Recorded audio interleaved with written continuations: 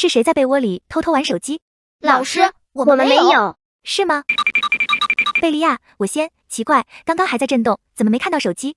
老师，我就说了，我没有带手机。不对，这是什么？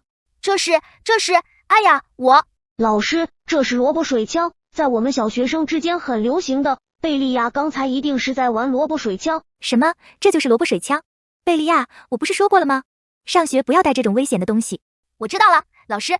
这个萝卜水枪我没收了。托雷基亚，你是自己掀开被子，还是让我来掀开？老师，我真的没有带手机啊。是吗？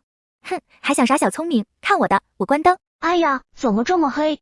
老师，你怎么把灯给关了？托雷基亚，你的脸怎么这么亮，还不承认？托雷基亚，你的手机亮度都已经把脸照亮了。哎呀，老师，这真的不是手机。不是手机是什么？老师，你看吧，这是电子书，跟手机很像而已。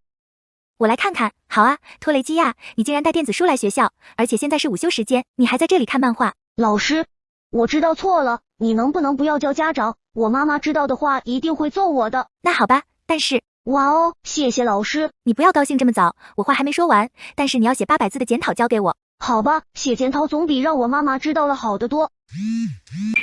赛罗，你的被窝里有手机吗？没有，老师，我没有带手机来学校。赛罗，你是好孩子，老师也想相信你，可是你现在竟然学会撒谎了。我没有撒谎啊，老师，我真的没有带手机。那你的被窝里嗡嗡声是怎么回事？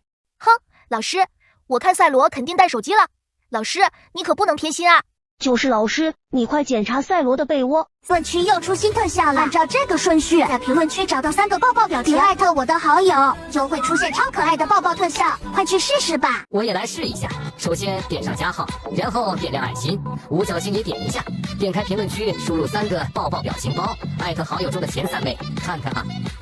哇塞，真的有抱抱特效，你们也赶快试一下，看你们的有没有。赛罗，既然你说你的被窝里没有手机，那就把被子掀开看。啊，闹钟这是怎么回事？赛罗，你干嘛把闹钟放进被窝里？就是闹钟又不是什么怕人看到的东西。赛罗，这到底是怎么回事？是这样的，老师，爸爸，你怎么了？爸爸不知道怎么回事，头有点晕啊。爸爸，你没事吧？要不我陪你一起去医院看看。